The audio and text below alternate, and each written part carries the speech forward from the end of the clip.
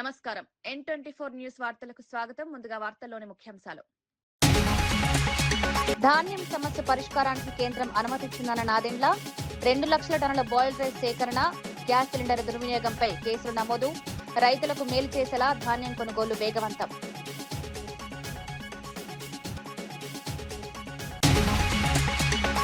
కుట్రలు చేసిన వారిని విడిచిపెట్టనన్న బండి సంజయ్, కుటుంబాన్ని టార్గెట్ చేస్తున్నారంటూ ఆవేదన, అవినీతి వ్యవస్థను దగ్ధం చేస్తారన్న బండి, ఎలాంటి కుట్రలకైనా వెనక్కి తగ్గబోమని స్పష్టం.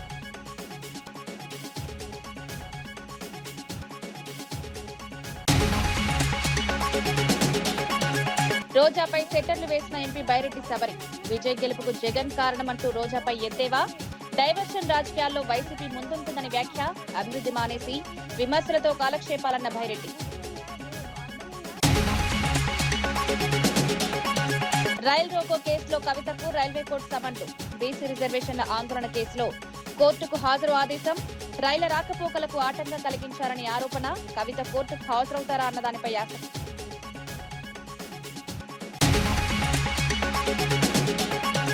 మోదీ పిలుపులపై విపక్షాలు గందరగోళం చేస్తున్నాయన్న భాటియా, కాంగ్రెస్ బంద ప్రమాణాలు పాటిస్తోందన్న గౌరవ్ భాటియా, దేశ ప్రయోజనాలపై ప్రతికూల రాజకీయాలు వద్దని సూచన, వక్రీకరిస్తున్నారంటూ భాటియా విమర్శలు.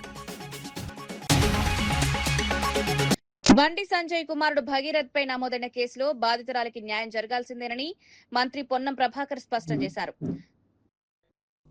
మున్నూరు కాపు సంఘాల విమర్శలకు స్పందిస్తూ బాధితురాలు కూడా అదే సామాజిక వర్గానికి చెందిన వ్యక్తి అని పేర్కొన్నారు. అందుకే సమస్యను సామరస్యంగా పరిష్కరించుకోవాలని సూచించారని వివరించారు.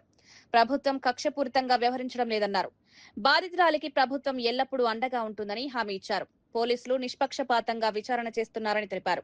ఈ అంశాన్ని రాజకీయంగా ఉపయోగించుకోవద్దని సూచించారు. కొన్ని మున్నూరు కాపు సంఘాలు కాంగ్రెస్ పార్టీని ఏదో కక్షపూరితంగా చేస్తున్నామని విమర్శించే సందర్భంలో అమ్మాయి కూడా అదే కమ్యూనిటీకి సంబంధించి మీరు ఇష్యూస్ సెటిల్ చేయండి, ఏం చేస్తారో పెళ్ళ ఇట్లా ఆ కంటెంట్ అన్న తప్ప నేను ఎక్కడ కూడా బాధితురాలకు అన్యాయం జరగాలని కానీ బాధితురాలి పట్ల వారికి న్యాయం జరగాలనే అంశం మీద ఎక్కడ కూడా కాంప్రమైజ్ లేదు. బాధితురాలకు కాంగ్రెస్ పార్టీ అండగా ఉంటుంది, బాధితురాలకు పూర్తిగా మద్దతు ఉంటాం. న్యాయం జరగాల్సిందే. ఆ సంఘాలు ఆ న్యాయం జరిగే విధంగా అమ్మాయి పక్షాన్ని నిలిచారని కోరుతా ఉన్నాం. బండి సంజయ్ బాధితులను బెదిరించలేదని హనుమాన్ గుడిలో తడిబట్టలతో ప్రమాణం చేయాలని బీఆర్ఎస్ రాష్ట్ర ప్రధాన కార్యదర్శి డాక్టర్ ఆర్ఎస్ ప్రవీణ్ కుమార్ సవాల్ విసిరారు. నిజమైన హనుమాన్ భక్తుడివైతే నీ కొడుకును పోలీసులకు అప్పగించాలని డిమాండ్ చేశారు. బండి సాయి భగీరథ్ ఎక్కడ తిరుగుతున్నాడో ప్రజలకు చెప్పాలని నిలదీశారు. బాధితురాలికి న్యాయం జరగాల్సిందేనని పేర్కొన్నారు. కేసులో నిజాలు బయటకు రావాలని కోరారు. రాజకీయ ప్రభావంతో విచారణను మళ్లించే ప్రయత్నాలు చేయొద్దని హెచ్చరించారు. ఎండైనా వానైనా అడవుల నుంచి రకరకాల మార్గాల నుంచి కొండగట్టు ఆంజనేయ స్వామి గారి ఆశీర్వాదం కోసం మేము వెళ్తున్నాము. కానీ మీ సుపుత్రుడు ఈరోజు మైనర్ బాలికలను అఘాయిత్యం చేస్తున్నాడు. మరి మీ సుపుత్రుడు ఎక్కడ? ఎందుకు మీ సుపుత్రుడు చట్టానికి దొరకకుండా పరారీలో ఉన్నాడు అని చెప్పి ఈ ప్రశ్న మనమందరం కూడా హిందువులుగా బండి సంజయ్ గారిని అడగాలి. ఇలా మిత్రులారా, మీ అందరికీ కూడా నేను ఒక జాగ్రత్త చెప్తున్నా. ఈ బండి సాయి భగీరథ్ అనే దుర్మార్గుడు ఇప్పటికి కూడా పరారీలో ఉన్నాడు. ఆయన వల్ల ఎంతమంది అమ్మాయిలు అఘాయిత్యానికి గురారో ఇప్పటికైతే మనకు తెలియదు. ఎందుకంటే తెలంగాణ పోలీసులు ఈ కేసులో ఏమాత్రం పురోగతి లేదు. కేంద్ర హోంశాఖ సహాయ మంత్రి యొక్క తనయుడు మైనర్ బాలికల జీవితాలను నాశనం చేసి ఇప్పటికి కూడా చట్టానికి తప్పించుకోకుండా పరారీలో ఉన్నారు. ఆయన వల్ల ఇంకా ఎంతమంది అమ్మాయిలకు ప్రమాదం జరుగుతుందో మనకు తెలియదు. అందుకొరకు జర పైలం మన ఇళ్లలో అమ్మలు అక్కలు అందరూ కూడా జాగ్రత్తగా ఉండాలి. లేకపోతే ఎవరి మీదైనా ఈ అఘాయిత్యం జరగవచ్చు. ఈ సైకో ఎవరి మీదైనా అఘాయిత్యం చేయవచ్చు. మరి అలాంటి సైకోను, అలాంటి కొడుకును మీరు తీసుకొచ్చి పోలీస్ స్టేషన్లో ఎందుకు అప్పగించడం లేదు అన్నా అని చెప్పి మీరు అడగాలి. ఆ రోజు సంజయ్ గారు ప్రతిసారి కూడా తన ఉపన్యాసాల్లో అంటుంటారు, సోమవారం మనం ఏ దేవుణ్ణి పూజిస్తాం, మంగళవారం అన్నా ఏ గుడికి పోతాం, బుధవారం ఏ గుడికి పోతాం, గురువారం ఏ గుడికి పోతాం, శుక్రవారం ఏ గుడికి పోతాం అని మనందరినీ సభాముఖంగా ప్రశ్నలు అడుగుతూ ఉంటారు. అంటే వారు ఏం చెప్పదలుచుకున్నారంటే, నేను వచ్చిన తర్వాతనే మీకు ఈ గుడి పోవడం అలవాటైంది అని చెప్పి చెప్పదలుచుకున్నారు. బీజేపీ వచ్చిన తర్వాతనే హిందూయిజం అనేది ఈ దేశంలో ఉంది, వచ్చింది అని చెప్పదలుచుకున్నారు బీజేపీ వాళ్ళు. కానీ ఎన్నో యుగాల నుంచి వస్తుంది ఈ హిందూ మతం, హిందూ ధర్మం. అందరినీ కలుపుకొని పోయే అన్ని, ఏ విధంగా అయితే గంగా నది అన్ని నదులను కలుపుకుంటూ పోతుందో ఆ విధంగా హిందూ ధర్మం ఎన్నో రకరకాల భావజాలను తనలో కలుపుకుంటూ పోతా ఉన్నది. కానీ ఈరోజు మనమందరం కూడా బండి సంజయ్ గారిని ఈరోజు ప్రశ్నలు అడగాల్సిన. కుట్రలు కుతంత్రాలతో తన కుటుంబాన్ని బజారున పడేశారని కేంద్ర మంత్రి బండి సంజయ్ ఆవేదన వ్యక్తం చేశారు. తనపై జరుగుతున్న ఆరోపణల నేపథ్యంలో భావోద్వేగంగా స్పందించారు. ఆంజనేయ స్వామి లంకా దహనం చేసినట్లు ఈ వ్యవస్థలో ఉన్న దళారులు అవినీతి వ్యవస్థను దగ్ధం చేస్తారన్నారు. శ్రీరామచంద్రుడికే అరణ్యవాసం తప్పలేదని గుర్తు చేశారు. తన గుండెపై కాషాయం జెండా ఉందని, తలపై అమ్మవారి ఆశీస్సులు ఉన్నాయని పేర్కొన్నారు. ఎలాంటి కుట్రలు చేసినా తాను వెనక్కి తగ్గబోనని స్పష్టం చేశారు. తన కుటుంబాన్ని గౌరవంగా దెబ్బతీసే ప్రయత్నాలు చేస్తున్నారని ఆరోపించారు. ప్రజలు నిజం తెలుసుకుంటారని, తప్పుడు ప్రచారాలు నిలవని సంజయ్ వ్యాఖ్యానించారు. మీరు పెట్టిన నిప్పు ఒక ఆంజనేయ స్వామిలాగా ఈ దళారుల వ్యవస్థను, ఈ అక్రమార్కుల వ్యవస్థను, ఈ కుటుంబ వ్యవస్థను, ఈ అవినీతి వ్యవస్థను పక్కా దగ్ధం చేస్తా, దహనం చేస్తా. ఇదే కాషాయపు జెండా పడతా తెలంగాణ మొత్తం చుట్టుముట్టి ఈ రోజు ఎవరైతే కుట్రలు చేస్తుండో, ఎవరైతే కుతంత్రాలు చేస్తుండో, ఎవరైతే నా కుటుంబాన్ని బజార్లో పడేసిండో, ఎవరైతే నా కార్యకర్తల లోపల ఆవేదన రగిలించిండో, నా పార్టీని ఇబ్బంది పెట్టిండో, నా కార్యకర్తల్ని ఇబ్బంది పెట్టిండో, ఏ ఒక్క వ్యక్తిని కూడా విడిచిపెట్టే ప్రసక్తి లేదన్నా.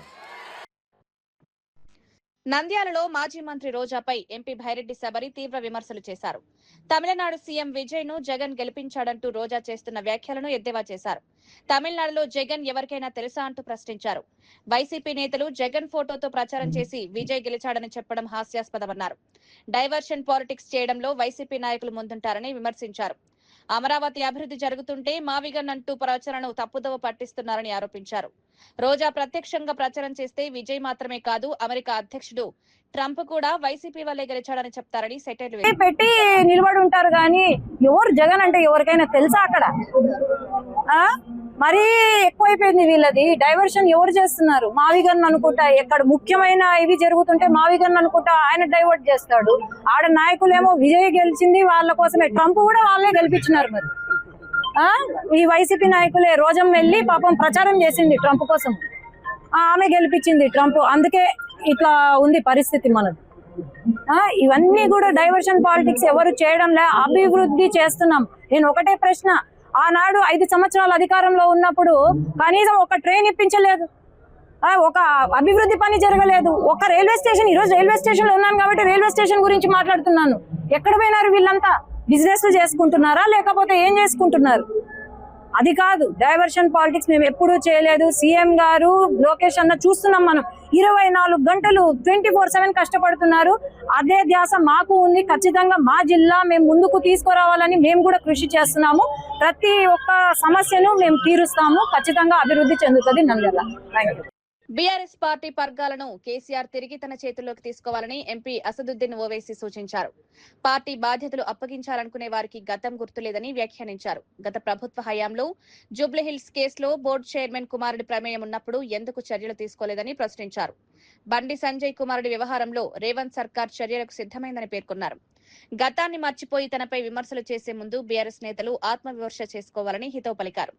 రాజకీయ ఆరోపణల కంటే ప్రజా సమస్యలపై దృష్టి పెట్టాలని సూచించారు. తెలంగాణ రాజకీయాల్లో కేసీఆర్ పాత్ర ఇంకా కీలకమని ఓవైసీ వ్యాఖ్యానించారు. मंदिर है, वहां पर एक बच्ची से इस तरह की हरकत हुई थी. कौन था उस वक्त चेयरमैन? एक चेयरमैन था एक बोर्ड का, उसका बेटा का नाम भी आया था. जब बीआरएस पार्टी ने क्या किया था, बीआरएस पार्टी को जो है जरा होमवर्क करना चाहिए. हो क्या रहा है कि जब तक के चंद्रशेखर राव डायरेक्ट कंट्रोल नहीं करेंगे और ये ऐसे लोगों के हाथ में अगर छोड़ देंगे तो पहले ही परेशान है. दूसरी बात यह है कि पॉस्को एक्ट बुक हुआ है. कल मीडिया ने, आज मीडिया रिपोर्ट किया कि रेवंत रेड्डी ने एज ए मुख्यमंत्री ये ऐलान किया है कि एक्शन लो. मगर इन लोगों को बड़ी मोहब्बत है मुझसे.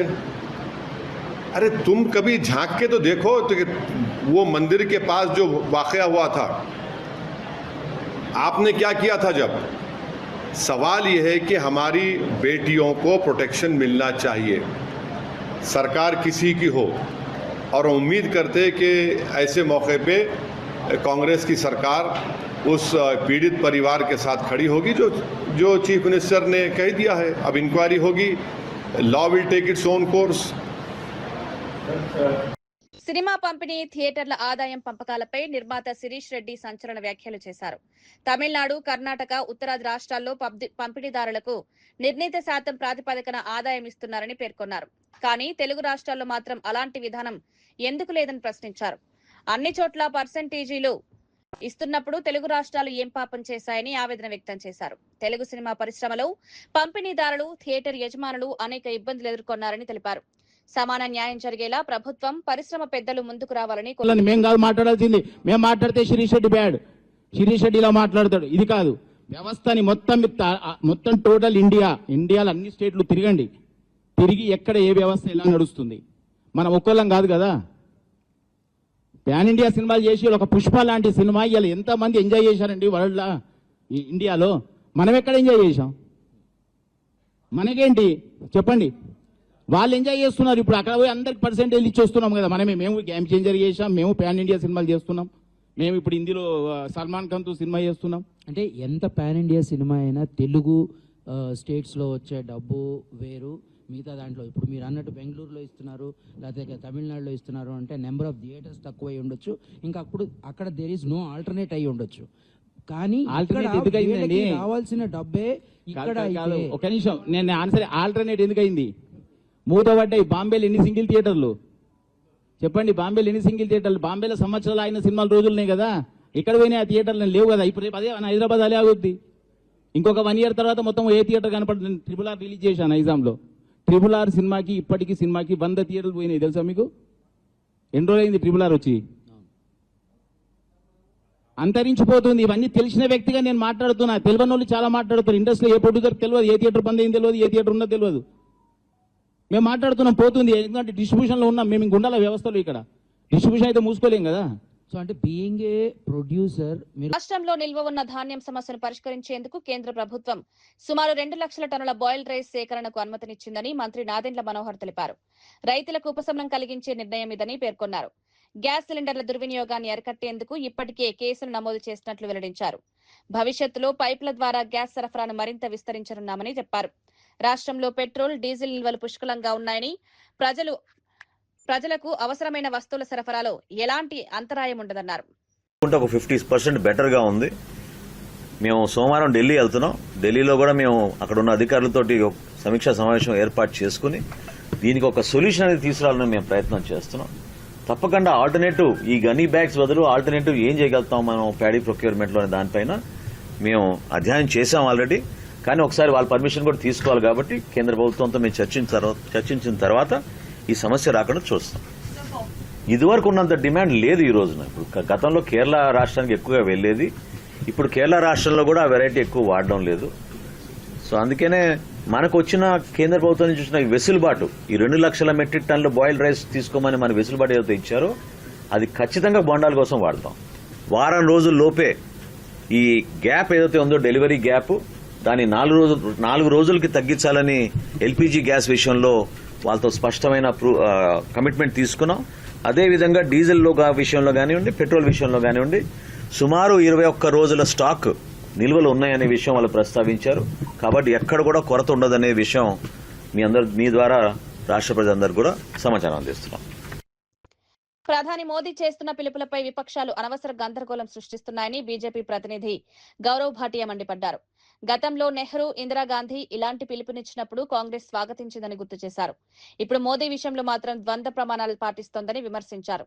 దేశ ప్రయోజనాల కోసం అందరూ కలిసి పనిచేయాల్సిన సమయంలో ప్రతిపక్షాలు ప్రతికూల రాజకీయాలు చేస్తున్నాయన్నారు. ప్రజలు ఈ రాజకీయాలను గమనిస్తున్నారని పేర్కొన్నారు. ప్రధాని సూచనలను వక్రీకరించి ప్రజల్లో అపోహలు సృష్టించే ప్రయత్నం జరుగుతోందన్నారు. దేశ ఆర్థిక స్థిరత్వం కోసం మోదీ ప్రజలకు సూచనలు చేస్తున్నారని వివరించారు. और मुझे याद आता है कि उस वक्त कांग्रेस पार्टी बीन बजाती हुई कह रही थी कि जिम्मेदार नेतृत्व है, एहतियातन ऐसी अपील कर रहा है. लेकिन आज जब आदरणीय प्रधानमंत्री श्री नरेंद्र मोदी जी अपील करते हैं तो विपक्षी पार्टियों को चाहिए कि वो भी कंधे से कंधा मिला के देश के साथ खड़े रहें, लेकिन वो कहते हैं ये भारत की विफलता दर्शाता है। ये कैसे दोहरे मापदंड हैं, ये जनता आज पूछ रही है। और इसी के साथ ये जो भ्रम फैलाने का प्रयास कांग्रेस पार्टी, आम आदमी पार्टी, समाजवादी पार्टी के अखिलेश यादव कर रहे हैं, तो जनता पूरी तरह से ऐसी नकारात्मक देश विरोधी राजनीति। తెలంగాణ రక్షణ సేన అధినేత్రి కల్వకుంట్ల కవితకు సికింద్రాబాద్ రైల్వే కోర్టు సమన్లు జారీ చేసింది. బీసీ రిజర్వేషన్ల కోసం నిర్వహించిన రైలు రోకో ఆందోళన కేసులో రేపు ఉదయం కోర్టుకు హాజరు కావాలని ఆదేశించింది. రైళ్ల రాకపోకలకు ఆటంకం కలిగించారనే ఆరోపణలపై రైల్వే చట్టం కింద కవితతో పాటు మరో 12 మందిపై కేసులు నమోదయ్యాయి. ఈ మేరకు సెకండ్ జ్యుడిషియల్ మెజిస్ట్రేట్ కోర్టు నోటీసులు పంపింది. బీసీ రిజర్వేషన్ల కోసం ఉద్యమం కొనసాగిస్తామని టీఆర్ఎస్ నాయకులు చెబుతున్నారు. ఈ కేసు రాజకీయంగా ప్రాధాన్యత సంతరించుకుంది. రేపటి విచారణపై రాజకీయ వర్గాల్లో ఆసక్తి నెలకొంది. కవిత కోర్టుకు హాజరవుతారా లేదా అన్నది చర్చనీయాంశం.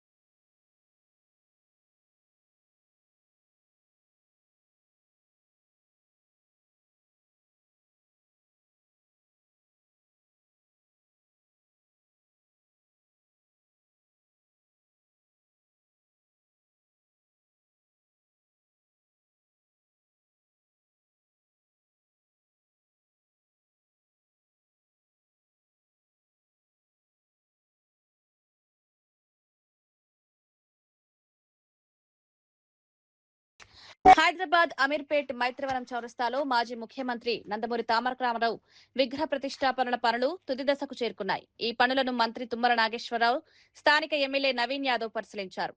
మహనీయుల స్ఫూర్తిని భావితరాలకు అందించాలనే లక్ష్యంతో ప్రభుత్వం ఈ కార్యక్రమానికి చేపట్టిందని మంత్రి తెలిపారు. ఎన్టీఆర్ ప్రజాసేవలు, తెలుగు గౌరవాన్ని ప్రపంచానికి చాటిన నాయకుడని కొనియాడారు. విగ్రహ ప్రాంతాన్ని అందంగా తీర్చిదిద్దుతున్నట్లు అధికారులు తెలిపారు. ప్రజలు సందర్శించేందుకు అవసరమైన సౌకర్యాలు కల్పిస్తున్నామని పేర్కొన్నారు. ఎన్టీఆర్ ఆశయాలను యువత గుర్తుంచుకోవాలని మంత్రి సూచించారు.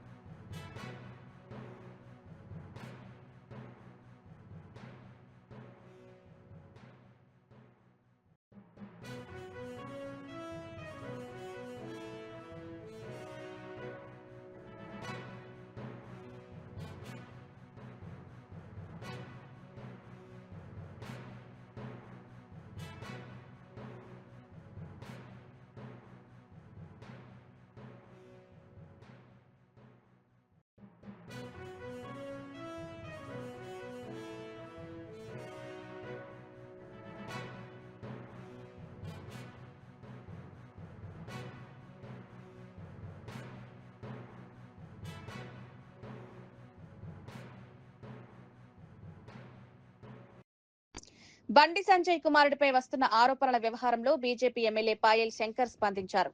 రాజకీయంగా ఎదుర్కోలేక కొందరు పార్టీలు బండి సంజయ్ ప్రతిష్టను దెబ్బతీయడానికి తప్పుడు ప్రచారం చేస్తున్నాయని ఆరోపించారు.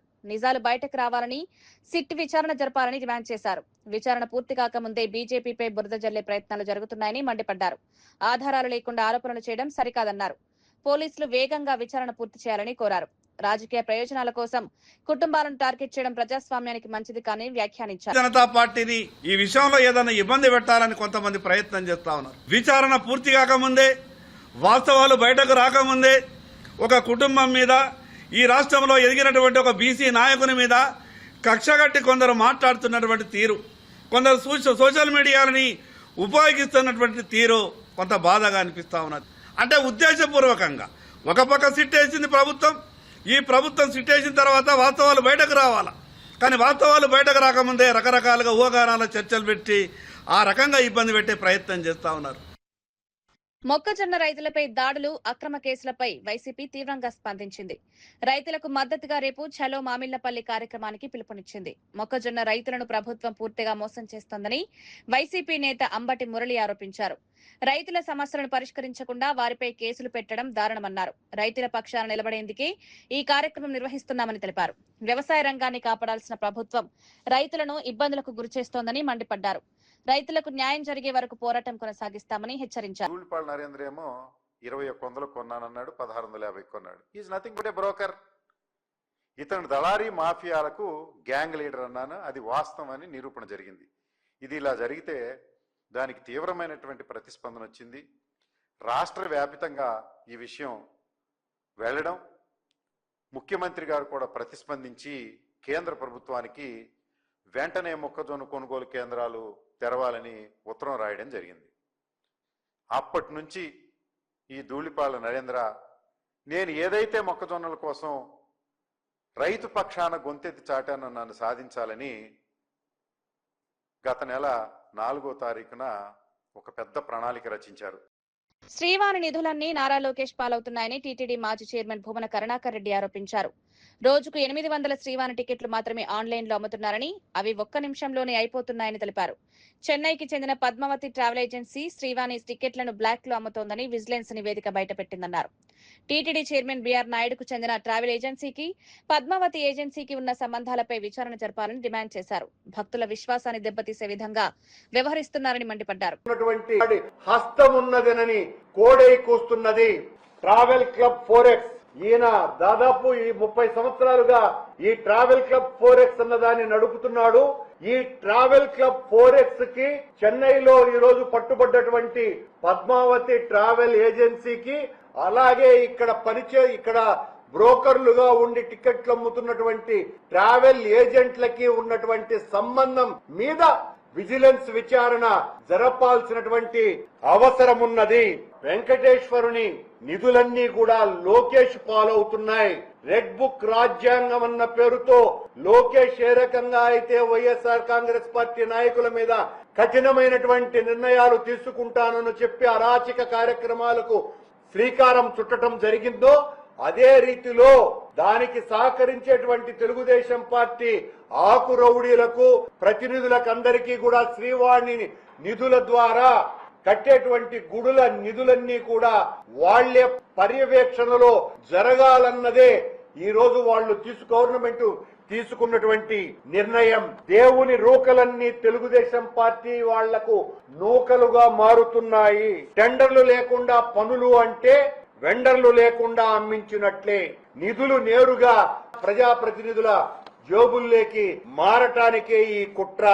ఆ నిధులతో కట్టాల్సినటువంటి గుడులన్నింటినీ కూడా అత్యంత పారదర్శకంగా వాటిల్ని టెండర్లకు పిలవటమే కాకుండా అనేక దేవాలయాలు, దాదాపు 70% పైగా దేవాలయాలు ఆర్ఎస్ఎస్ వాళ్ళ, ఎవరైతే దేవుడి విషయంలో అత్యంత ప్రతిష్టాత్మకంగా, నిర్మాణాత్మకంగా, అవినీతి రహితంగా ఉండేటువంటి ఆర్ఎస్ఎస్ సంస్థకు అనుబంధమైనటువంటి సమరతా సంస్థ ద్వారా మొత్తం గుళ్ళ నిర్మాణాన్ని మేము టెండర్ల ద్వారా నిర్వహిస్తే దాన్ని పూర్తిగా రద్దు చేసి 6 నెలలకే చంద్రబాబు నాయుడు అధికారంలోకి వచ్చిన తరువాత ఆ గుళ్ళ మొత్తం ప్రక్రియనంతా కూడా రద్దు చేయటం జరిగింది. ఈ రోజున తెలుగుదేశం పార్టీ కార్యకర్తల పర్యవేక్షణ మీద జరగాలని టెండర్లే లేకుండా అప్పనంగా వాళ్లకు అందించటము జరుగుతున్నది. ముఖ్యమంత్రి స్థానంలో ఈనాటి వార్తా విశేషాలు మరో బులెటిన్ లో మళ్ళీ కలుద్దాం. నమస్కారం.